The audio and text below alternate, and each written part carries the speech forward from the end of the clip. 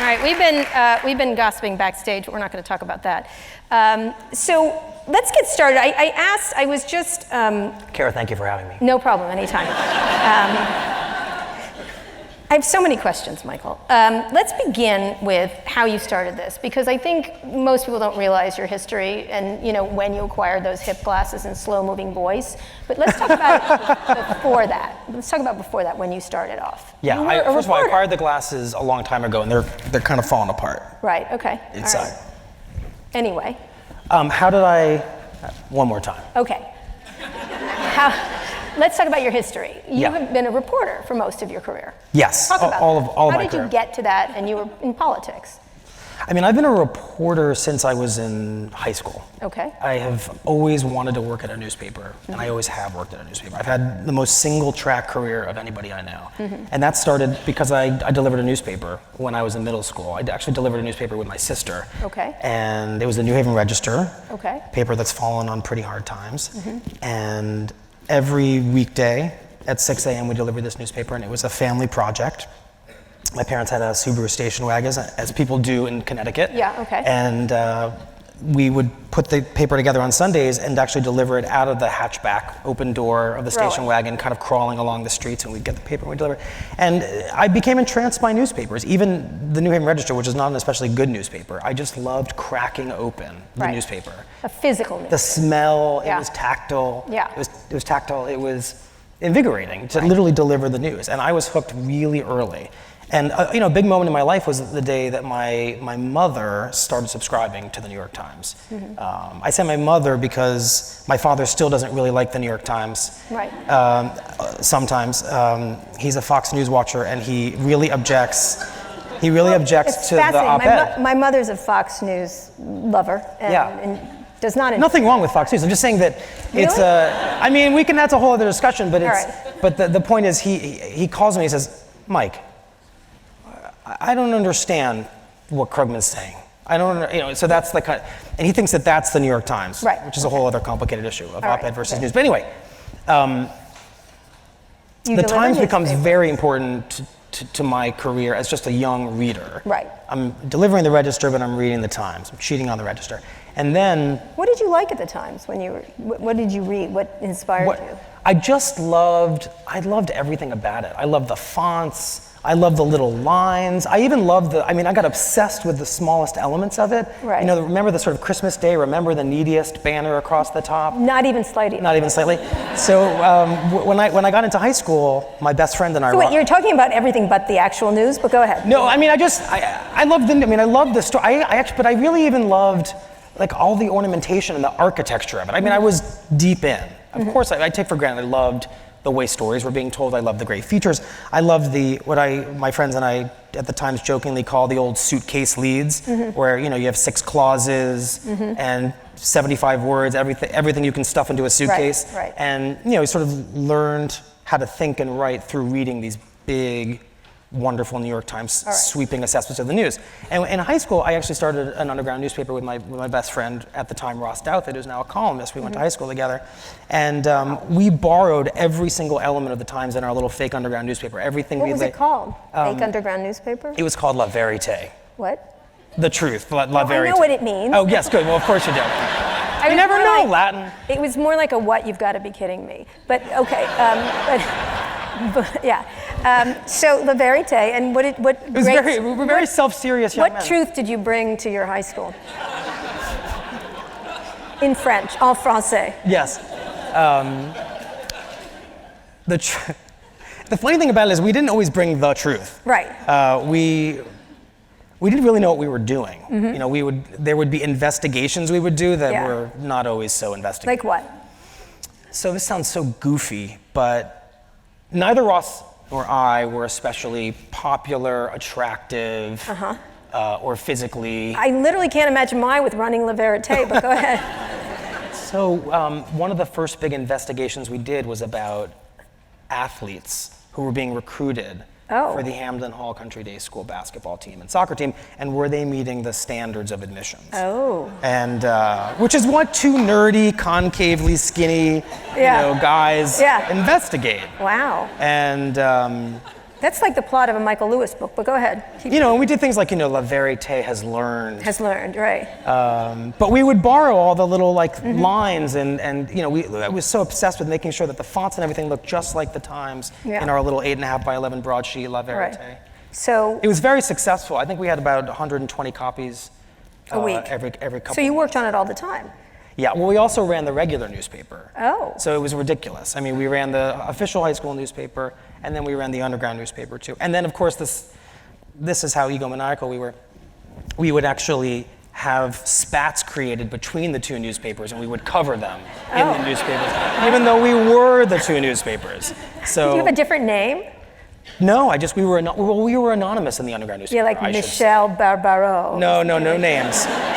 No names. No names. No, it was just anonymous. Oh. Yeah, which was very But everybody responsible. knew, right? We were so far ahead of our time in terms of anonymous sources. Okay, all right, okay. But no, looking back on it, it was reckless. I mean, Okay. we should have put our names on things. Oh my goodness, just But we relax. were kids. Okay, I know, okay, I all feel right, guilty okay, about it. Okay, well, we've cracked that one wide open. So you got to college.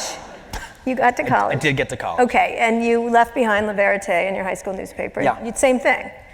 Yeah, and I picked up with the next newspaper, which was the Yale Daily News, and that was my college experience. Was the college newspaper, and because I grew up in New Haven, and my father was a firefighter in the city, my interest gravitated towards politics, and I wanted to cover City Hall. The prestigious jobs you were supposed to do when you went to Yale and you worked at the Yale News were covering Yale, but I had no interest. I covered the city, and that began a lifelong interest in politics. In politics. And how did you get to the New York Times then? Did you go through the typical washing machine in our days? I think we're around the same age. We were kids, of internships. Yeah, of internships and small newspapers and small towns. Yes, lots of internships. Every summer you had to fill out 25 applications and you heard from 3 newspapers. Right. My favorite rejection letter was from the Wall Street Journal because I had misspelled a word. Oh. And I actually always admired that. Yeah. They shouldn't have hired you. So you get to the Times and you're covering. How did you get to the Times from? From the Washington Post. The first job I got out of college was at the Washington Post as a business reporter. I covered the local biotechnology industry in Maryland. You may remember some of the names of the companies that have since gone bust. Yes, I do. I worked as a business reporter for the Washington Post, so I know. I actually knew that. Yeah, Washington was booming in that era. Right. The biotechnology and the tech industry was blossoming. And the business section was flush with advertising until it wasn't. And I started working there, and I stumbled into the local retail beat. And this was my big breakthrough. I was covering the 2 big grocery chains in Washington. Giant Food? Giant Food and Safeway. Safeway. Yeah. And I chronicled them aggressively. And Walmart was coming into all these communities. And my ticket out of Washington, and probably the most important job I've ever done, was covering Walmart. Right. And what was going on, I won't bore you too much with the details, but as I was covering the local grocery chains, they were fighting Walmart. I got interested in Walmart. They came in. And what was going on in Washington at that time, and you had to be there covering the local grocery industry, was that 2 major unions in the country started groups that existed purely to antagonize and unionize Walmart. And they started becoming the recipient of lots of leaked internal documents and intelligence about Walmart. And I would just visit with them and got to know them, and I was there at the right moment and chronicled all that. And so we did big investigative pieces like a memo written by the board of directors of Walmart, which was sent to me, in which their board of directors suggested that they get their least healthy, overweight employees to push carts out in the parking lot to lose weight. And so, it was the stories like that kind of were breaking through. And one day, the retail reporter from the New York Times, when I was in Bentonville, Arkansas with her, whispered into my ear that she was leaving the Times and said, "You should apply for this job." Right, which you did. So you got to the Times and you were covering retail and other things. Yes. So, but then you got into politics. Yes. Which was covering different campaigns and everything. How long did you do that for? I covered politics for about 8 years at the Times. 8 years. First at City Hall, Mike Bloomberg as mayor, and then Mitt Romney's campaign for president. Did a lot of long investigative pieces about Governor Romney. And then Donald Trump, and then 2016. And you covered Trump. I wrote investigative pieces about his business life and his relationship with women, his kind of personal interactions with women. In some ways, we were ahead of our time in those pieces. Yeah. But it's brutal writing about that kind of stuff with him because he gets on the phone and just screams. He screamed at us. Yeah. And told us everything. And he has a fascinating system. I don't think it's all that well understood, where he just archives everything. I mean, if you go into Trump Tower, it just seems like there's just a room of clips where every letter that was written to him, or phone call, or email, because anytime we would bring forth a woman who had claims against him, they'd say, well, what about this email she wrote to me 25 years ago saying X? And so I was fascinated by, I mean, it's much like he handles media and stories now very aggressively. So how hard was it I want to get to how you got to the Daily, and we want to get to the Daily and how it's put together, but you were in the area that's the hottest area right now. Like, essentially, you're covering what is arguably the most important story of this era, at least. Why not do that? Yeah, why would you leave it? So it's really interesting. A couple things happened. One is, the campaign was what it was, which was an outcome that completely surprised us. I mean, the night of the election, I had no job that night. I was covering Trump, and the people covering the Democrats. This was their night. Right. They had pre-written a giant, amazing suitcase lead in the New York Times about Hillary Clinton winning. And at around 9 p.m. I saw the meter. We all saw the friggin' meter. We saw the meter. Right. But that night, I was called in at 9 o'clock to write a Trump win story. It was very unexpected. And I was really thrown, not just by the result, but by a sense that I had not really done my job very well, and that I had kind of missed something essential. I mean, how could I spend 18 months covering a campaign and not have understood what was going on? Right.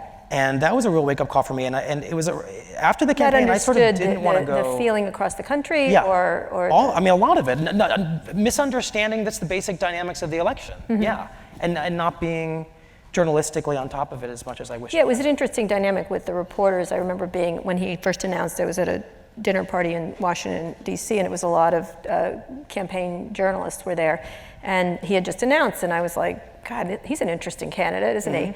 And they're like, he's a clown, like the whole thing, this and that. And what was interesting about it is I was like, I kind of find him interesting. And I'm like, I'm a lesbian from San Francisco, and I find him interesting. So I think why? There's something of visceral. Well, because he is extremely right, and some of his messaging was interesting to me, especially I have a lot of relatives in the Midwest, and they were just dismissing, and they kept saying the Republican Party won't let this happen, and I was like, what are they going to do? Shoot him? Like, what's the plan? Like, I don't get it. And I remember them making me feel stupid, like, for asking questions like that. And it was a dynamic like that. Why should you feel stupid for finding out? I mean, so all those things were in the air, and I felt like it was time for a change. I mean, right. It was really humbling, right. And simultaneously, that you didn't do a good job covering. You missed the essential election, and you missed him? I think that's fair. That's how you felt. I did, and I want to be clear because this is about me. I mean, the Times, you can have lots of opinions about the way the whole Times covered the election. I think we did it with great distinction. I'm really proud of a lot of the work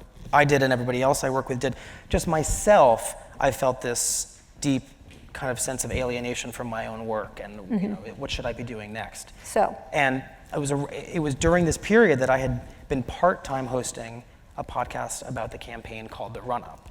And that was my first taste of audio, right. And feedback in audio and the power of audio. And we'll talk about this, but that suddenly looked like something that was a deeper form of connection to the news. Absolutely. It was a different way of seeing the story, of engaging it, that felt richer and more human and authentic and kind of realer. Less me as a journalist imposing a story, right. And the story being told more organically. Right. And so the combination of that experience. And it was just an interview show? You were on. It was an interview show. It had seeds of what the Daily became. We would often do kind of narrative storytelling, or we would have a single idea or theme that we would carry through multiple segments of an episode of The Run-Up.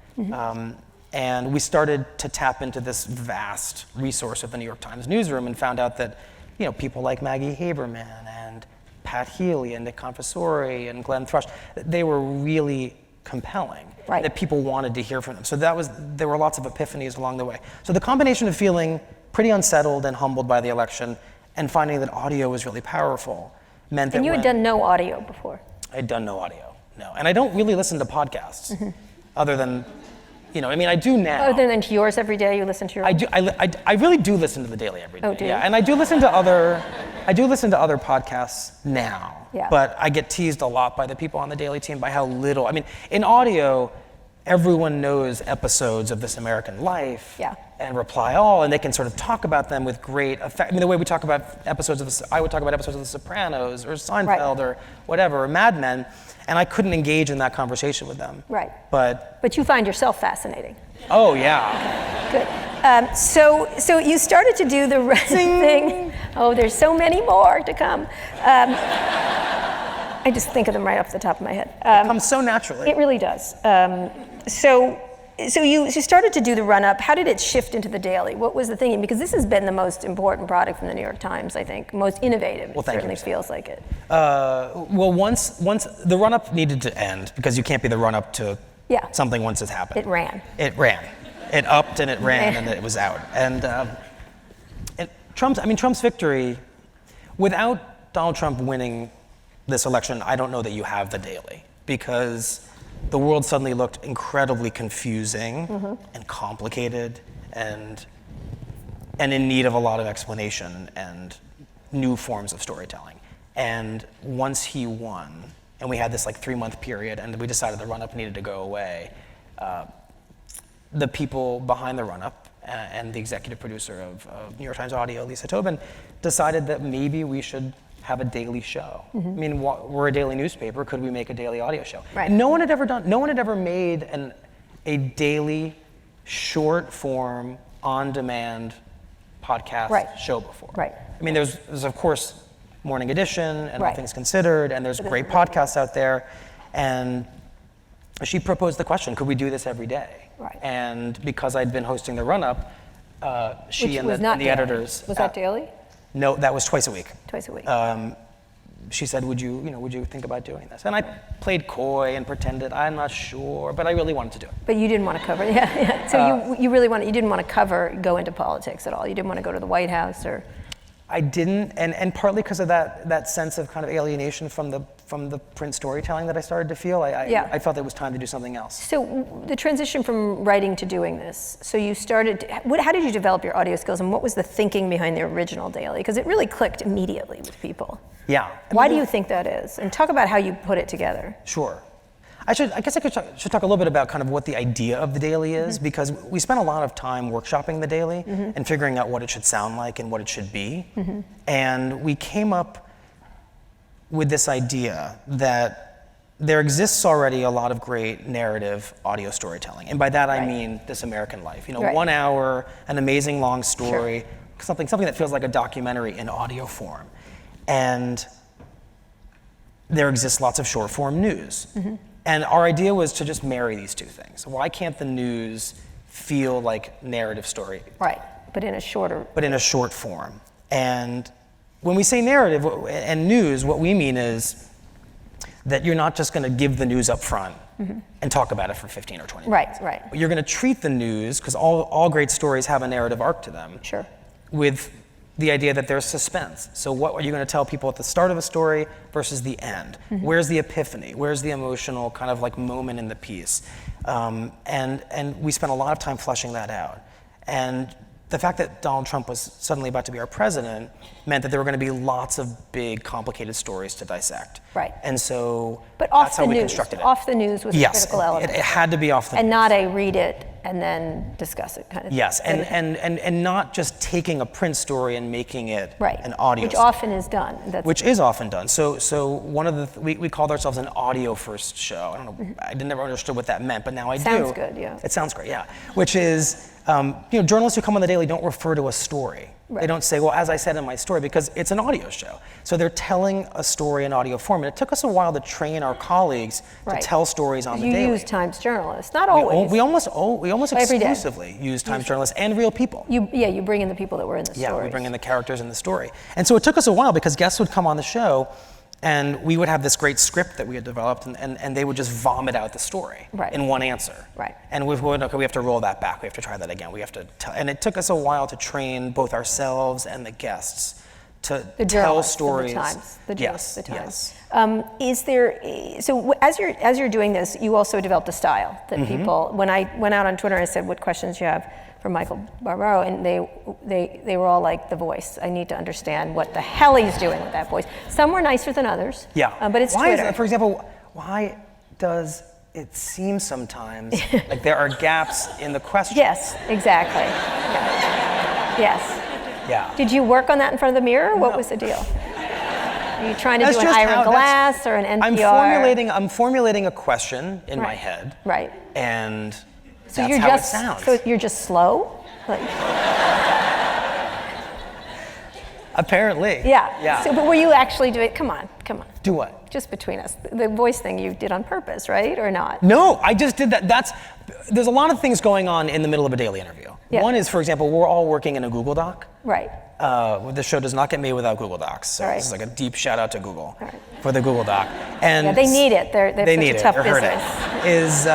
hurting. So producers and I are in a document doing an interview, and we are revising things as we go. Right. So there have been occasions, if there's like an especially long Michael Barbaro gap, Right. it may be because the words aren't there yet. I see. And so we're You're just waiting for someone else to type. or we're formulating it together. Right. And but that's a thing. I mean, That was your style when you were an actual reporter? I Teasing. knew this was going to happen. I know. You're gonna. I you're need to gonna know about ask the voice. Everyone asks me. Literally, there's no other questions I think, about how do you the pick biggest stories. reason why I talk the way I do All right.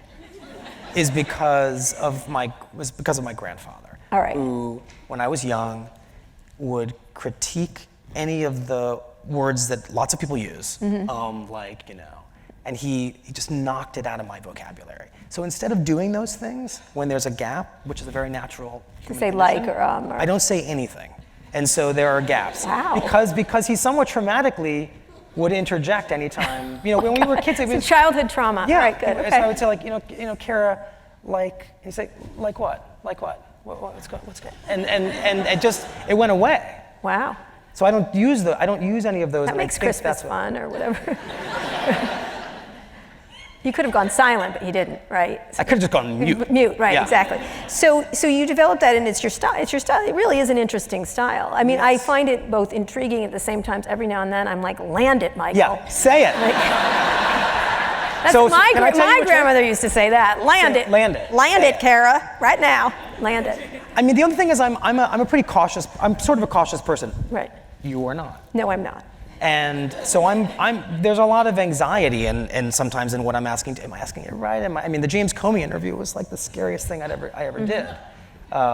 Because we're sitting there kind of psychoanalyzing him and Right. saying, don't you see what the rest of us see? You don't. Right. Yeah. But there's a trick we do in the audio editing of The Daily, which right. is, and sometimes I'll listen to it myself, we'll group edit the show, and I'll say, Jesus, Michael, finish and we'll just cut out the gap. Oh, okay.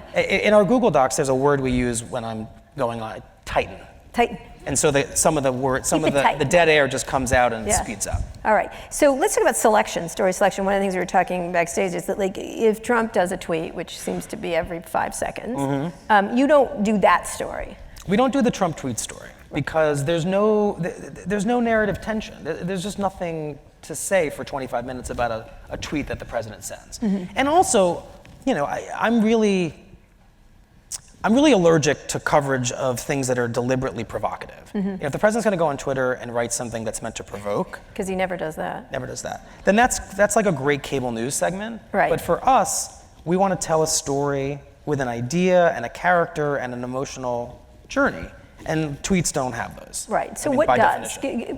What did you are the most successful ones? I mean, I'll just give you a classic example from this week that we came up with that I loved. There's the Attorney General announces a decision that domestic abuse will no longer be a criteria for granting asylum. And what we could have done is had a reporter on to talk about that policy. But instead, it occurred to me, let's find someone who did successfully apply for asylum And what happened? as a domestically abused person, as a victim. And the producers searched, far and wide for a great character from Burkina Faso, a woman who was horrifically abused by her husband there and got asylum. And the whole episode will be telling her story. And that's what we did. And it was a remarkable interview. It was really emotional. She sang during the interview. I mean, we really like to do unexpected things, unexpectedly human takes, or really on the news. On the news. I mean, that was, I think, the most human and compelling version of that story you were going to hear, and it didn't need to be partisan, and it didn't need to be full of conflict. It wasn't about Jeff Sessions, and it wasn't about Donald Trump. It was about somebody who got in when the door was open. But in using her, you are. Exactly. And a lot of it is about the subtlety of what you don't say. We didn't need to describe the policy in great depth, and why did they decide it, and who in the administration was for it, and who was against it. Or what you thought This of it. was and we are rigorously apolitical. I mean, Except you picked this woman, which is. We picked this woman. What I'm saying is we don't let our guests, with very few exceptions, have opinions about the news. Right.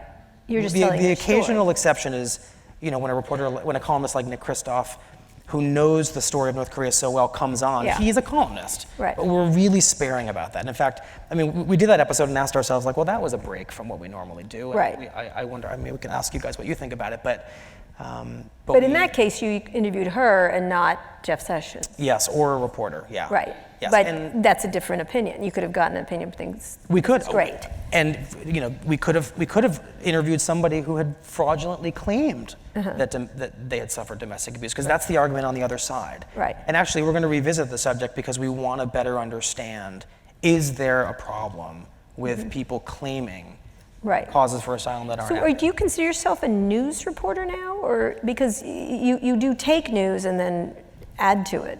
Do you add it? Do you consider yourself a breaking news? That's a really great question.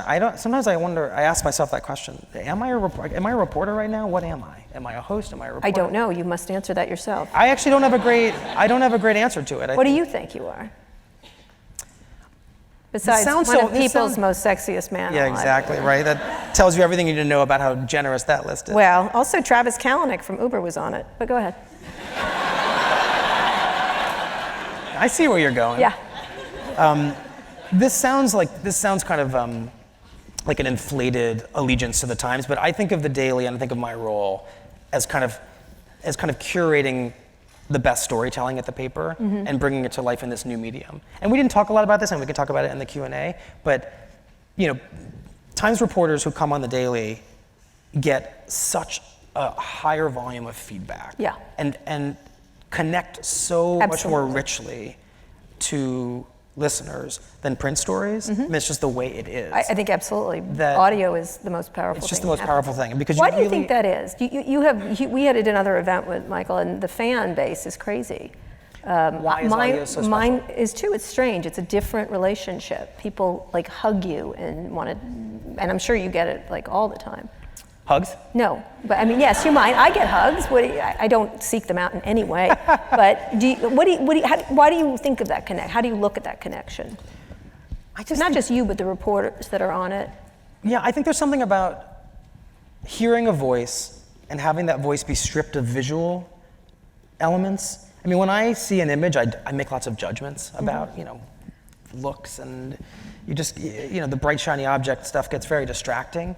And it's not as pure as just hearing someone tell their story. I mean, the human voice is frail and vulnerable and honest, and it is what it is. I mean, think about why people are interested in my voice or your voice or anyone else's voice, these totally distinctive voices. Donald Trump's voice is incredibly distinctive, and people have strong reactions to it. When you strip away everything else but the voice, and you have the intimacy of these earbuds, or you're in your car at 5 a.m. on a dark road listening, there's just something pure about it. Yeah. So where do you go from here with this? You don't have a weekend show. Are you going to have a weekend show? We don't have a weekend show. We More might hosts? have a weekend show. Well, right now, the Daily started in February of 2017, and so I guess it's been a year and a half now. And the audience grew very quickly, and we could actually. What's the number now? Every day? Yeah. It's about one. I don't know if I'm allowed to say this, but on a given day, the number of downloads is about 1 million. Right. That's a lot. Yeah. Something like that. And the business. Thank you. The business is advertising on either side, right? Correct. Yes. There's advertising in the middle of a show. There's a single ad. Which you do not read. Which I read ads, but you don't. There's a big debate in our world of audio about whether hosts should read ads. And over at Vox, is a wonderful show, for example, Today Explained, a rival daily show, and the host reads an ad about mattresses. Which is actually very, he's found so many creative ways to talk about mattresses. Right. And the Pod Save America guys. Yeah, they do it. They talk about their products. It's an interesting debate. It's a question of... At the New York Times, there is no debate. I mean, it's not considered shall not be reading ethical for me to read an ad about a product. And I understand why. They want you to do that. I mean, the advertisers want it. Advertisers like it because it's a deeper bond. You and I have a relationship with a listener, and we're supposed to transfer that over to BMW or whatever. But if I talk about a car, and then the next day there's a recall, and that gets pretty complicated. Yeah, absolutely. So, but I mean, it's a debate that I think will rage for a long time. It's interesting because I think ultimately you'll be reading ads eventually. You think I will? Yeah.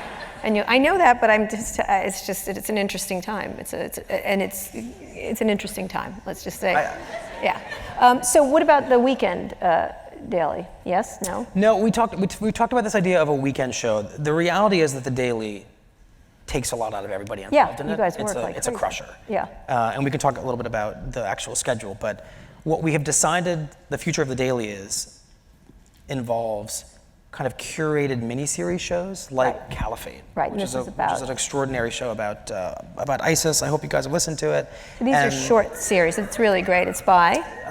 This is hosted by Rukmini Kalamaki and a colleague of mine on the Daily, Andy Mills. And what happens is we have created a deep listenership, and why would we create a separate feed unrelated to the Daily and hope that people find it? We can use the platform of the Daily to launch these shows that feel like the Daily but are really different than the Daily. But they're shorter too. They're shorter in length. They're also short like the Daily, but they might come out once a week. No, but I mean, for a length of time, they might run for as long as they need to run, 6 or 7 episodes. Right, but they're smaller series, right? That's right. They're not going to be year-long series. Right, every day kind of thing. Yeah. It's a nice way to test things out too. It's a great way to test things out. I mean, the original question about the New York Times audio world is, should we do a culture show? Should we do a film show? Should we do a sports show? And the reality is, you can really quickly, you can just break your back trying to make all those shows, and they might not be that good. And you can how much is there to say about one of these subjects every day, or even once a week? Right. What about video? Should we bring video into the Daily? Yeah, or do a video show. I know you guys are talking about it. Well, the Times has announced this. They're doing a weekly documentary-style show. Are you involved in that? I'm not involved in that show. But it's not. Is it like the Daily, or is it? It's called the Weekly. Okay. That's why I'm asking. Which I thought was pretty clever. Yeah. Why aren't you involved in that? You're marginally good looking. It's great. Thank you. Because I don't think the show's going to have a host. Oh. I think it's going to be hostless. Right. Okay. And also, I don't think I could possibly do any more than the Daily. Right. But the same idea is telling these stories through reporters. Now, you talked about that people being in their ears, like certain characters. Are there reporters that people really like? Would you bring back again, like characters? Yes. Like? Yes. Well, we don't have Maggie Haberman on enough for listeners. Because they really love her. Yeah. Matapuzzo, who's become one of my... I didn't know a lot of my colleagues until I hosted the Daily because they were in Washington.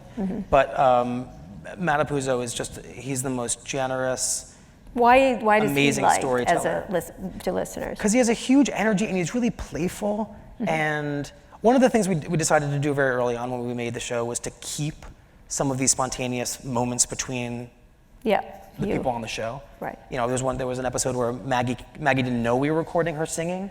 She was just singing. Okay. And we kept it. Or Matt will come on and be really flustered. I'm sure she loved that. Did she like it? I didn't tell Maggie that we were going to keep that until about 11 p.m. at night. Yeah. Then she's texting you back. Yeah, she texted madly. Texted madly, but to say, "What are you doing?" And I said, "You're just going to have to trust me. It's really great." Yeah. There are reporters who just are more natural audio storytellers than others, but we are really patient and want to work with anybody who has a great story to tell. I feel guilt because we haven't figured out how to cover entire swaths of the newsroom. We really struggle with culture, with sports, with New York City. Is that because of your interest, or? That's because we so quickly became a national show known for what was going on in Washington with the presidency and international affairs. And so it just gets tricky sometimes to take such a break from the big news and the national news and the international news and burrow into something that seems culture. weirdly off topic. Off topic, right, Yeah. right. So you haven't gone into sports entertainment. We to the degree we've done sports, we have done it around things like Russian doping in the That was a Olympics. very good one, yeah. We're about to do a wonderful episode around the World Cup and how Russia got the World Cup. Okay. All right. So before we're done, before we get to questions, questions from the audience, talk about the dailies daily. What do you do? How does it go? Because you're planning in advance. There's 5 of them a week, so you sort of have a sense of what stories are also coming at the New York Times. We do. Yeah. Well, because we're a show inside the Times, we know what big stories are coming. Yeah. We can plan in advance. There was a period of about 6 months at the beginning of the Trump administration where anytime we tried to plan, he would blow it up. Mm-hmm. He would do something and he would blow it up. And he would blow it up at late hours, and we would have to rush in and make the show all over again. Right. But what happens is, we come into the office around 9:30 and we attend the news meeting. And if we have a plan for that day that isn't derailed by the news, then there's not enough news. We make a documentary style show, for example, interviewing this woman about her experience with asylum. If there's big news, we just put everything aside that we have that we're making that's not news related, and we just make a news show. Mm-hmm. And we try to talk to our colleagues all day long about what's coming. And they pitch us, so we know that Thursday of last week was going to be the Inspector General report. We knew that this day was going to be that, and sometimes we get lucky. A week and a half ago, last week we ran a 5-part documentary series about Baltimore called Charm City, which we're really, really proud of. And thank you. And we prayed that there would be no news. The secret was I was on vacation. Right. Okay. And I don't know why we didn't tell people that, but I was away, and every night, because I was in Europe, I would track the beginning of the show and the end of the show. Right. And we were lucky that there was no news. Anyway, sorry, back to the day. So we decide what we're going to do, and we have to make that decision by around 11 o'clock or noon, hopefully. And then we start to go into a Google Doc together and draft questions and script. Sometimes we'll do a conference call with a reporter, just a brainstorm to figure out what the story is, so we don't sit down and do an interview and they're like, what the hell, this makes no sense. And we do those very quickly because reporters are on deadline. And our colleagues have been so generous. I mean, a couple of days ago, I know I'm bouncing around, but Mark Landler was on 2 days in a row.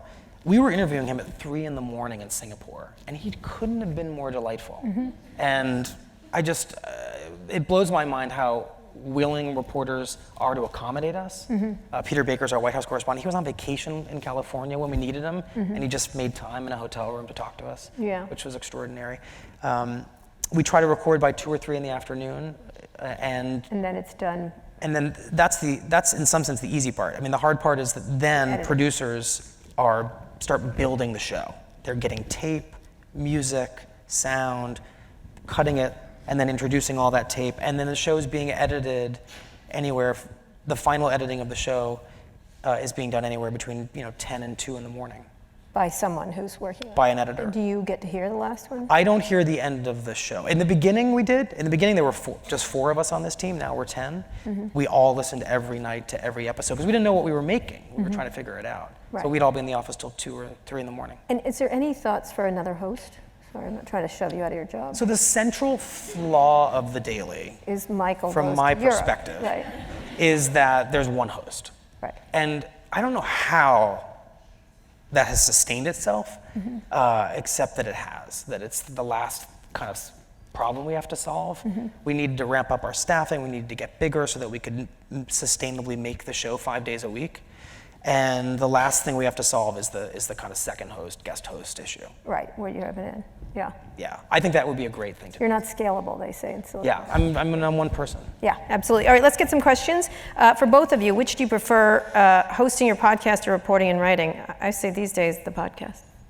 I think that audio is the most powerful storytelling medium in the world. You can actually almost break a story during it, like in doing an interview in a lot of ways, and you can. I miss print reporting in the sense that I miss having 3 or 4 weeks to tell one story, and that's about it. Yeah, it's interesting. I think for me, it's the relentlessness of making a daily show is just, if I'm in a really bad mood, you're going to hear it. And I miss having, the thing I really miss What? is just having a little bit. You're going to talk about font again? No. I miss the days that when you're a print journalist, I don't know if you all feel this way about your career, but in print journalism, if we're being honest, there's the day after a big story where you kind of get to prance around. Except that is so gone now. Yeah, it's gone. With the web. The story news cycle is now. It's true, but I miss the day after the big story where you kind of got to just like be a little checked out in the newsroom. That was 25 years ago. Yeah, and I miss that. And now I've been in digital forever, so I can't take a shower essentially without something happening. What celebrities have you told that they listen to The Daily? Which have you been most excited about? What celebrities listen? Ooh, that's a great question. A number of them, and it's like dopily exciting when you find out who listens to the show. I mean, Judd Apatow listens to the show. We really love that.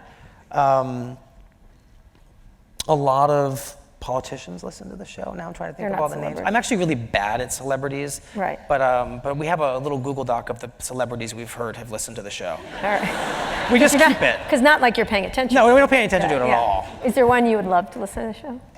Is there one that I would like to be listening to the show? Yeah. We had a bet about whether Barack Obama ever listened to The Daily. We just think it's like his kind of show. Okay.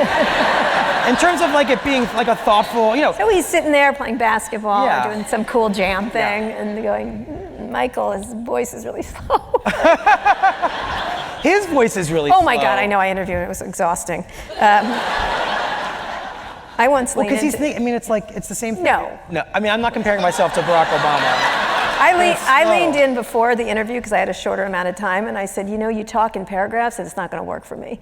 And you told him you told the president how to talk? Right before the interview to unsettle him, and he said, I heard you were obnoxious. I'm like, yeah, that doesn't bother me.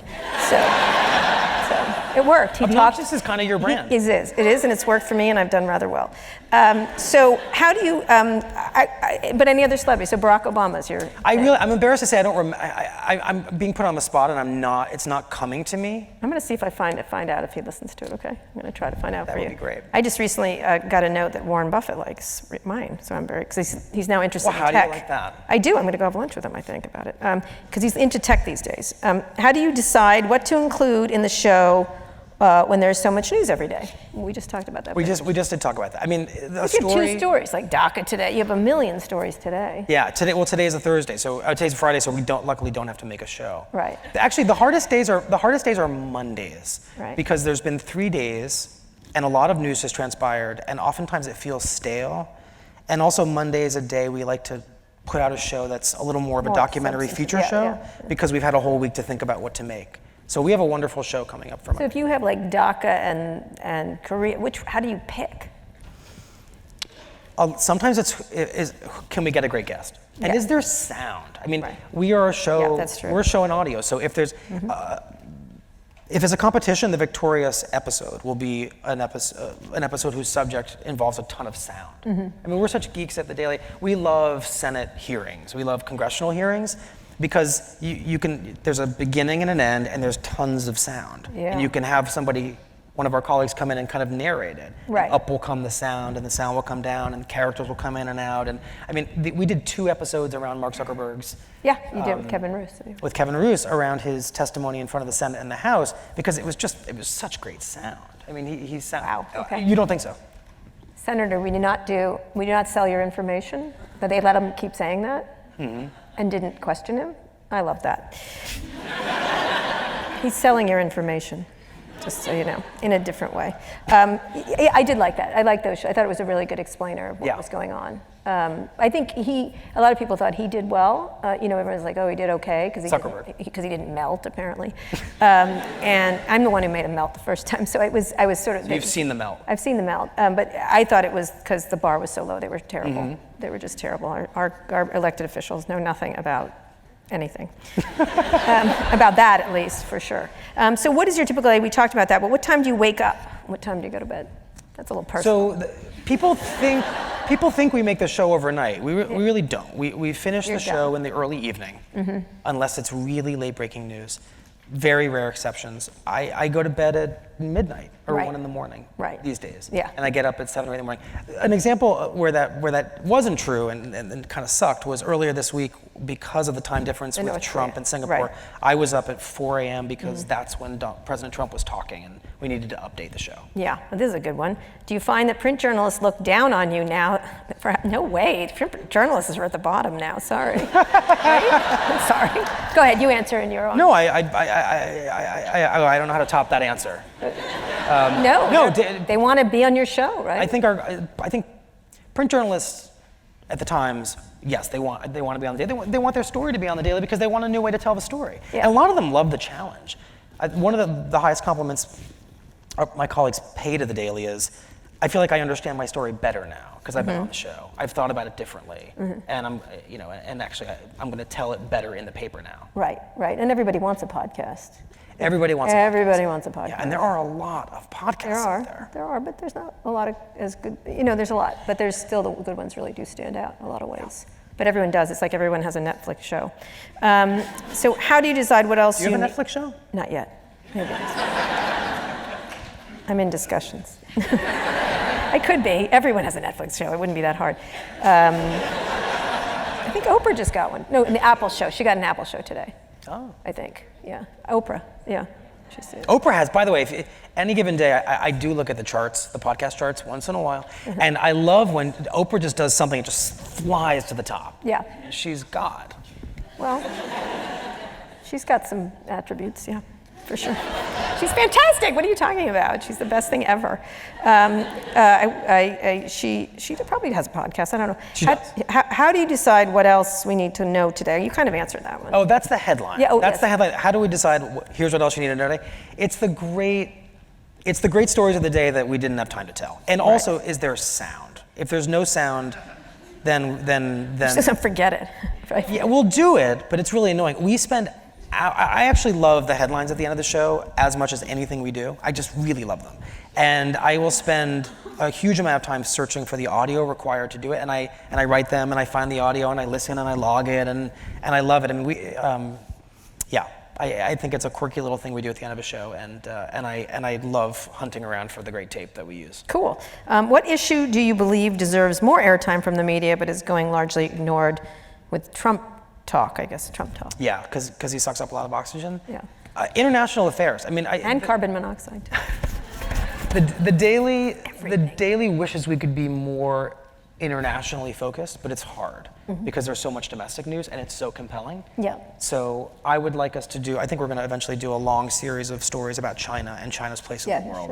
Should. What is China up to? What is its regional influence? It has an infrastructure program that's all about essentially creating kind of a dependency on China over the long term, and that used to be the role of the United States. Now it's being adopted by China. So I think we'd like to do a special series of stories about that. Would you do it from there? Would you do? I think we would work with our colleagues there, and we'd find stories there, but we'd probably do it from But not take Michael on the road. That's an interesting question. Should I travel? Yes.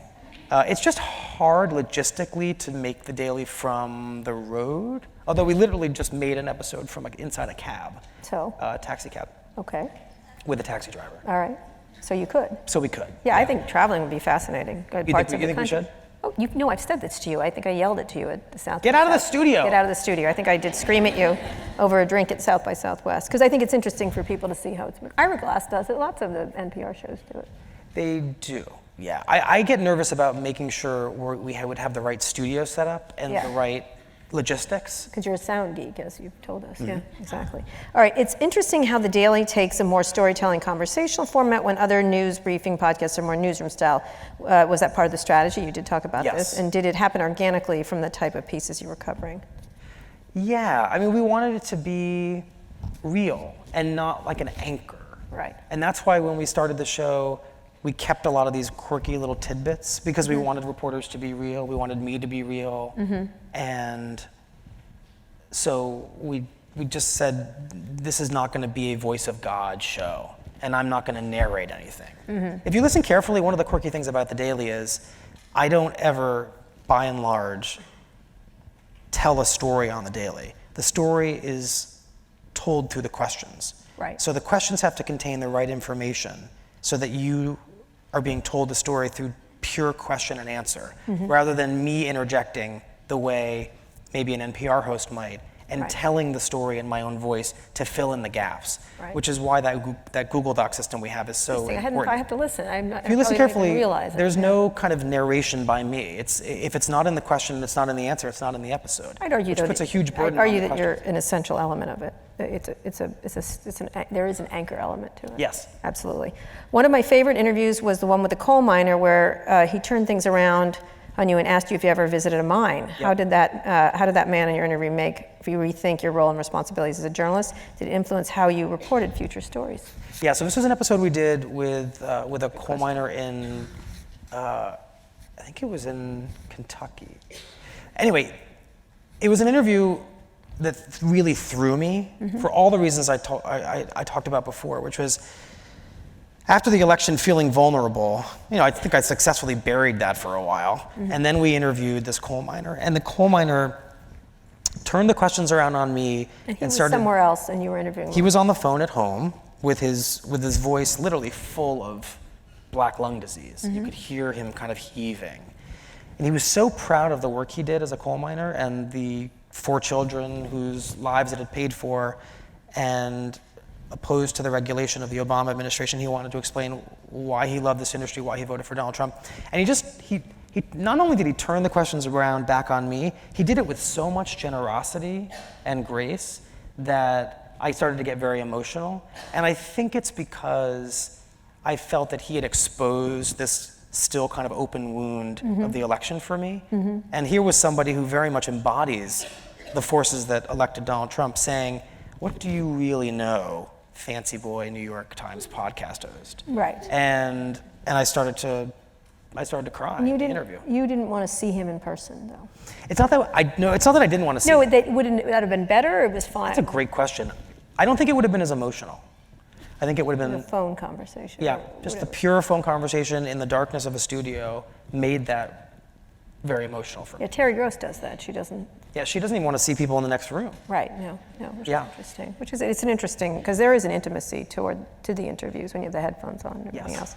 What is your favorite episode that you? So the crying stayed on the air, correct? I didn't listen. We kept my emotion. Yeah, we kept the crying in the show. Yeah. Okay. Not all of it. I mean, right. Because you. So there was a copious weeping that went on for. I just think there was a point at which you were like, I get it. Okay. All right. Okay. Good. It's very Oprah of you.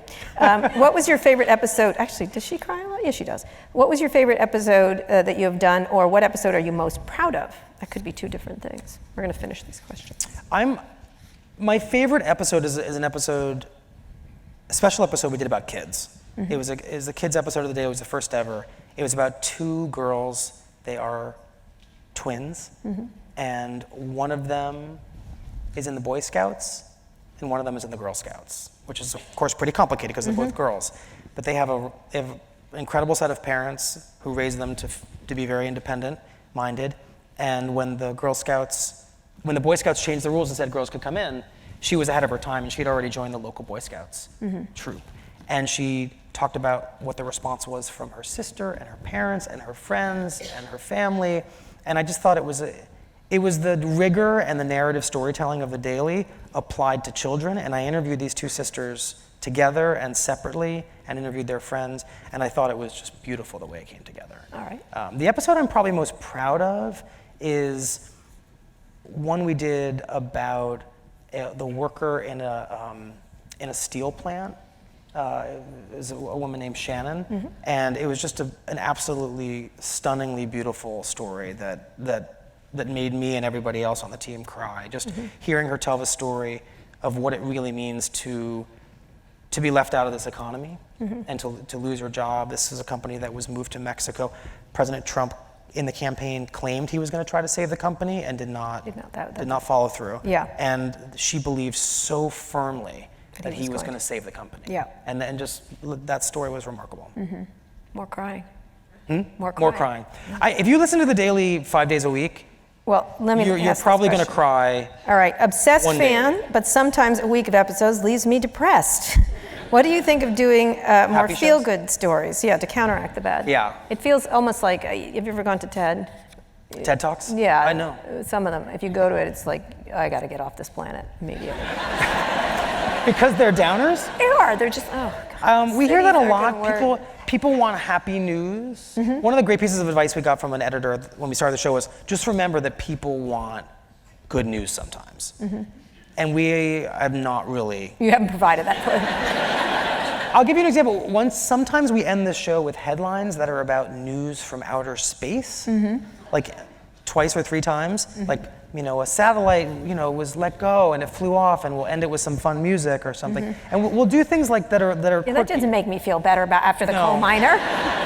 A couple days ago, I got really excited that Time Warner was going to be merging with. You got excited by that? Yeah, because I knew anytime a company merges, I have a policy. I don't have a lot of say over the sound of the show, Right. but I have a policy that we will use the theme music of the companies when they merge. And a lot of companies' music is not recognizable. I didn't know companies had theme music. Well, Warner Brothers Pictures music. Oh, right, okay. Dun, dun, Yeah, dun. I know, yeah. So that could be the end of the show. That made me so happy. That's good news. That's happy. You could have. We did that when Disney. We did that when Disney merged with with 20th Century Fox. But they haven't done that. Michael, keep on the. I know. It's in the When they middle of said they would. Yeah, when they said they would, but they're not. They're not. Maybe. Yeah. Who knows? Yeah. That's the big But we got to question. use the music. So that's What are you going to use for Comcast? we used AT&T music a little bit. Dun, dun, dun. Oh yeah. Okay. All right. Okay. Good to know. All right. Good. Wow. I don't even think of sound when I'm doing these things. Who is exactly? You said who is your favorite reporter to interview and why? Which podcast have you done? Then we already answered that. I don't know how to answer the favorite. And editing is done. How much edit? Who's your favorite? Guest? Yeah, reporter. It would be like a crime to say that. But go ahead. Break the law, Michael. It's crazy. I am in love with Matapuzzo. I think he's just the nicest guy on earth, and he and his wife listen to the show, and they are. He hosted a podcast. And he did audio work in college, and he is so sophisticated about audio that. First of all, he just won a Pulitzer Prize. He will come on the Daily and say things like this. He'll say something, he'll deliver a line, and be like, "Roll tape." He'll set it up perfectly. And then Comey came to the podium. Roll tape. He knows how to set up audio for the Daily, even though he's a print reporter. Yeah. Anybody who's that game to work with us is pretty great. And Maggie Haberman holds an incredibly special place in my heart because we started off hating each other as City Hall reporters competing for the same story. She worked for the Daily News? She worked for the New York Post. Post, okay. Yeah, and was very aggressive, and we would go at it. And you didn't credit my story, and I didn't credit, and that kind of thing. Right. And then she came to work at the Times, and we've become very, very close. Yeah, she's a great reporter. She's an incredible reporter. She is an incredible. She's a friend of mine also. She's an amazing. You can also see her in the Showtime. Are you in that? Are you in that? And the Fourth Estate came. The people who made the Showtime documentary, The Fourth Estate. They were in the Daily studio all the time. We actually were really confused about what they were doing. And it turns out that they were in the studio, it took me a really long time to figure this out, only when the reporters in Washington were coming on the Daily. Oh, I see. Because the documentary really was about our Washington bureau and the Trump-Russia story. Yeah. So I, of course, mistakenly thought, look at me, narrating this document. It was never about the Daily. Were you in it? Have you can cut? Like a couple scenes. Okay, all right. I haven't watched But really, it. it was in the service of telling the I Washington. keep trying to watch it, and then I'm like, I don't care about the reporters. You know what I mean? I think the documentary. Spotlight was good. Okay, that worked for me. The documentary is It's the good. message of the documentary is that these reporters work 24 hours a day. Yes. Okay. Yeah. All right. It's not for you. So do coal miners. I don't know. It's fine. Okay. What impact have you seen? You know what I'm saying. I don't love us becoming the story that much. What You impact? don't like us becoming the story. I do not. That's part of the. I do not like it at all. I think we're being dragged into it, and we're worse for the wear. You host an events. Yeah, but I'm going to call a little BS on Okay, this. call this, but it's not about Kara. It's about me interviewing Evan Spiegel or Sheryl Sandberg or stuff like that. But you have a personality, and I agree. I wish that journalism could be never about the journalist, but we have entered a phase, and I think it's a welcome phase, where people are curious about the journalist telling the story. For the longest time, we pretended that we could hide behind these kind of big tablets we handed down every day, in the sweeping authority of our news organizations. And we were going to tell you a story, and if you didn't like it, I'm sorry. And now, I think people are demanding greater accountability and transparency. I think audio and what you do. No, That's a part yes, of they it. want to feel a relationship with the reporter. But they want to understand where the reporters are coming from. They want to understand who these people are and how they Yes. think. And I think anytime a journalist is really grappling with a story, then you're learning that they take this job really seriously. Right. You understand how they do their job, how they weigh all the various pieces of information, and just how much thoughtfulness goes into the storytelling. I agree with that. And from one egomaniac to the next, let me just say, I love the attention, but I think we get in the way of some things. So we have become this story in a way that's very damaging to journalism at some point. I think that's a big concern. At some point. All right, we're walking right into it too.